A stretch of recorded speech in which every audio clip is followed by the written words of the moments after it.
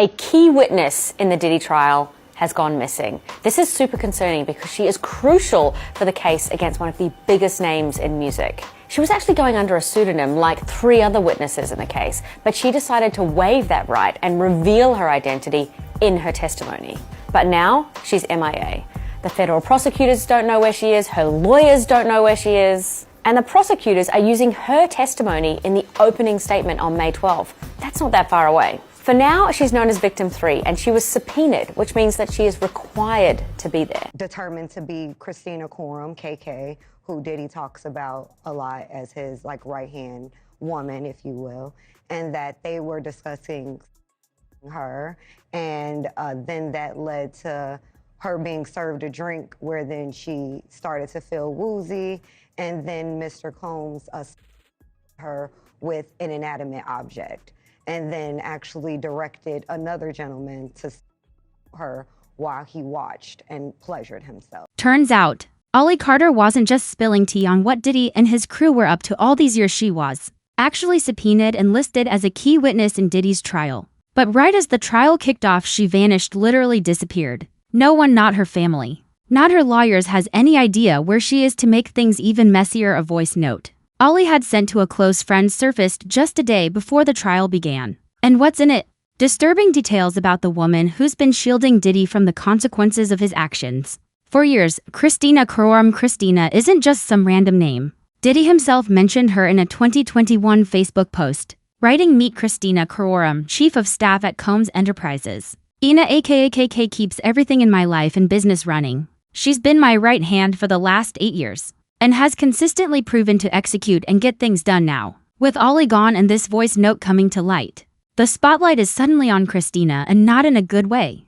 He even added, "I don't know how I'd function without her," but of course, back then no one knew what he was really getting up to, so that line didn't exactly raise red flags. Christina had already been named in multiple SA-related lawsuits against Diddy as an alleged accomplice. Yet she stayed silent until just a few days ago. Out of nowhere, she released a statement saying, "For months horrific accusations have been made about me in various lawsuits regarding my former boss. These false allegations are causing irreparable and incalculable damage to my reputation and the emotional well-being of myself and my family. I have never condoned, aided, or abetted the assault of anyone, nor have I ever harmed or endangered anyone. The idea that I could be accused of playing a role in, or even being a bystander to, any sexual abuse is beyond upsetting, disturbing, and unthinkable. That is not who I am. My heart goes out to all victims of sexual assault, and I am confident that the allegations against me will be proven false. Child, please." No one was buying it, and with good reason. Like I mentioned earlier, Christina's name has come up in more lawsuits than I can even cover in this video, and I've got receipts. Still, I am going to go through some of these lawsuits with y'all because there's a pattern here that's impossible to ignore. Without Christina, Diddy would have been exposed a long time ago. She didn't just protect him, she created the blueprint that allowed him to commit these crimes in plain sight with zero fear of consequences. No wonder he said in that Facebook post that he didn't know how he'd function without her. She wasn't just his assistant, she was his firewall. Christina was first seriously implicated in Lil Rod's sexual assault lawsuit against Diddy. In that suit, Lil Rod straight up compared her to Ghislaine Maxwell. "Yeah, that Ghislaine," he said. That when Diddy started making unwanted sexual advances toward him, touching him, groping him, he went to Christina for help, thinking she might be one of the good ones, but instead her response, "Sean will be Sean." She brushed it off as nothing serious, calling it friendly horseplay and saying that it was just Diddy's twisted way of showing affection. Total enabler energy. Lil Rod also claimed that Christina ran every part of Diddy's personal life, handling payments to hired sex workers, coordinating logistics, and even enforcing some truly wild protocols. According to him, every staff member had to carry a fanny pack stuffed with various illegal substances, including cocaine and GHB. Next up, this Mies and TUC lawsuit. This one came from Diddy's former senior executive, Phil Pines, who accused Diddy of battery and intentional infliction of emotional distress. And surprise, surprise, Christina was right there in the middle of it, doing what she does best, covering things up. According to Phil, he once witnessed Diddy kick a woman to the ground right outside his house. Diddy allegedly told her, "I told you I was crazy," before kicking her in the stomach. And if that wasn't horrifying enough, he then demanded she take off her sweatshirt, forcing her to go topless in front of everyone. Phil was understandably traumatized. He had just witnessed Diddy physically violate a woman and humiliate her, But when he tried to speak up, guess who stepped in? Christina. She told him to keep his mouth shut, warning him there would be consequences if he ever talked about what he saw. And it didn't stop there. Phil also claimed that Christina actively helped Diddy organize what he referred to as Wild King Nights, which were basically marathon freak-offs that went on for days. Involving multiple men and women, these weren't just parties, they were full-blown, orchestrated chaos. Christina wasn't just a bystander, she played a critical role in making these so-called Wild King Nights happen, from booking the locations to hand-picking the participants. She was the architect behind the scenes. Phil Pine said that once Diddy gave the green light, Christina would spring into action, setting up hotel suites stocked with baby oil, lube, male libido pills, Plan B candles, mood lighting, and an entire stash of sex toys. She ran the logistics like clockwork, but it doesn't stop there. Christina was also named in a third lawsuit filed by a woman in San Francisco in October of last year, and this is the lawsuit that finally forced Christina to break her silence and put out the statement I mentioned earlier, denying everything. According to the lawsuit, the woman first encountered Diddy via FaceTime in 2018. A man she'd just met outside a bar was trying to flex his celebrity connections and called Diddy right there on the spot. But instead of being impressed, she casually made a comment about Diddy being behind Tupac's death. Diddy heard her and, reportedly enraged, told her she would pay for saying that. A few days later, that same man invited her to his house under the pretense of needing help with his cancer medication. She agreed, only to walk into a trap. The woman says that once she arrived, Diddy, Christina, and several others were waiting for her. She was cornered, assaulted, and held against her will. Diddy allegedly held a knife to her face and threatened to give her a Glasgow smile, a brutal injury where the corners of a person's mouth are slashed open. She says Diddy hit her with a TV remote and then directed another man to assault her while he watched and pleasured himself. For more members of Diddy's entourage allegedly joined in the entire time. Christina stood by and waited for it to be over so she could clean up the scene, and it didn't end there. Once the attack paused, Christina reportedly handed the woman an unknown pill, and the abuse continued. Somehow, during the assault, the woman managed to escape. She ran out of the house, screaming, and a neighbor took her in and called the police. So she was able to escape eventually and ran out into the streets yelling and screaming, and a neighbor heard her because this happened in a quiet suburban neighborhood, if you will. So there's a witness? Yes, we have a witness. Because as she's running out the house yelling, a neighbor saw her and invited her into the home. Okay. And it's the neighbor who then called the police, and the police did come out at that time. They also stated that they heard cars screeching, and the neighbor went outside and saw a black SUV leaving the premises very quickly. And by the time the police arrived, of course, he was no longer there. Well, was the neighbor able to identify who it was? The neighbor wasn't, only that they saw the car leaving, and Okay. they'd only described the truck. They could not tell who was inside, but she told the neighbor at the time who it was and why they were leaving so abruptly. But even after she reported everything to the police, nothing happened. The case went nowhere. Why?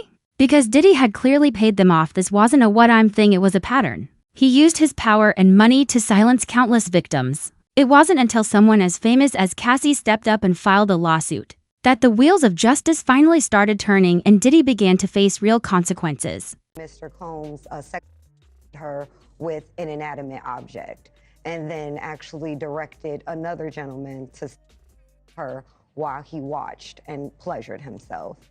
So she was able to escape eventually and ran out into the streets yelling and screaming, and a neighbor heard her because this happened in a quiet suburban neighborhood, if you So there's will. a witness? Yes, we have a witness. We also have a police report, and that was made in 2018, that she, when she initially filed the police report, she didn't name Diddy out of fear of retaliation, and more importantly, fear that no one would believe her. Right. So she then updated that report, and we've been working with law enforcement to have them actually look into that report. Hearing her tell this story, her voice was trembling, she was in tears. I actually had to stop her at one point and tell her, take a second, because I can tell, even having her tell me this story, reliving it, was extremely painful. It was like it happened yesterday. I can tell she's very traumatized by what happened to her. Fast forward to this year, and yet another sexual assault lawsuit surfaced, this one also involving Christina. The plaintiff is an up-and-coming artist named Seven Goozle, who claims she was supposed to be under Diddy's mentorship. Instead, she says, He spent the entire time assaulting her, the lawsuit states during the first instance.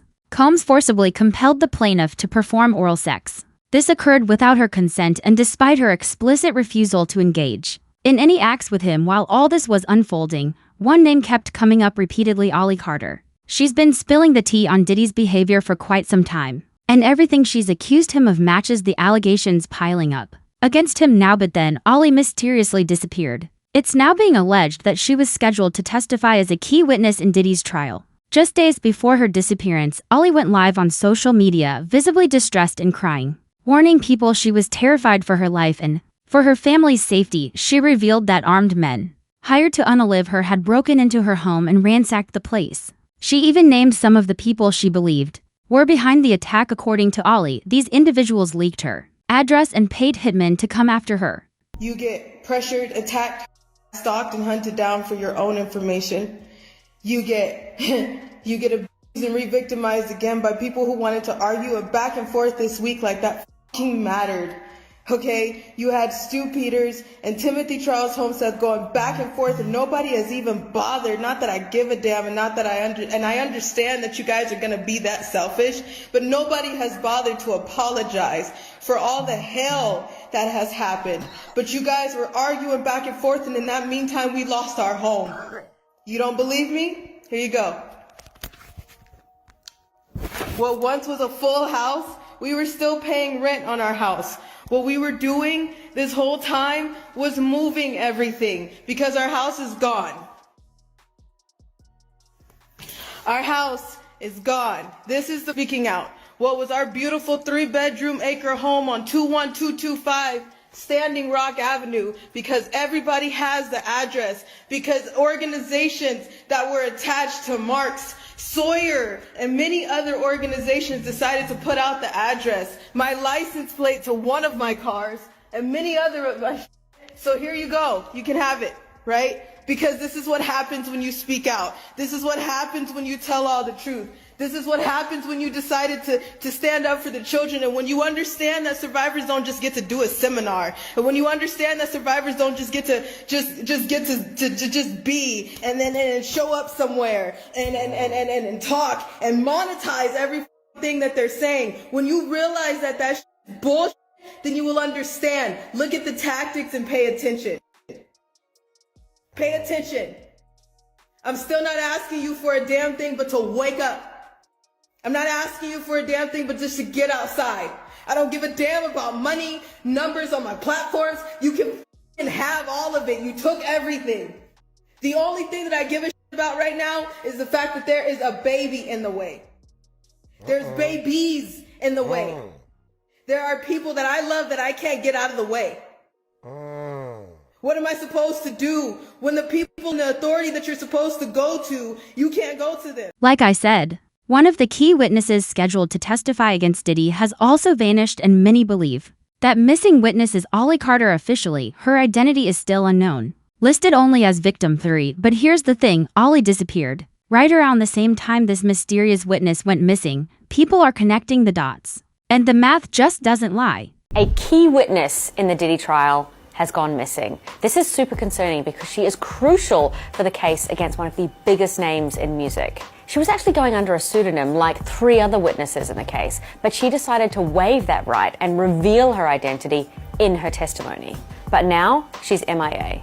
The federal prosecutors don't know where she is, her lawyers don't know where she is, and the prosecutors are using her testimony in the opening statement on May 12th. That's not that far away. For now, she's known as Victim 3, and she was subpoenaed, which means that she is required to be there. This all comes as the trial is finally underway this week. The jury will be selected by the end of the day. That's not that interesting. They're all going to remain anonymous. What is interesting is the list of celebrities who were shown to potential jurors to see if they knew them. Those names included Michael B. Jordan, Mike Myers, and Kanye West. None of whom are actually implicated in it. And to make things even worse, it's now being alleged that the prosecutors have a voice note Ollie Carter sent to a close friend, one that spills even more shocking details about Christina's role in Diddy's crimes. This could finally lead to Christina being officially charged right now. Christina is only named as a defendant in the lawsuits, but this voice note might change everything. As expected, people had plenty to say. One person commented, Ollie Carter No way, she's got to show up. I strongly believe that another Sade. Wait, what? She's missing. What the hell? I hope she's okay, alive and well, but now I want to hear from you. What do you think about Ollie's incriminating voice note? Do you believe Christina will finally be arrested? Drop your thoughts in the comments below. And don't forget, click here to watch this other messy video that's stirring up even more drama.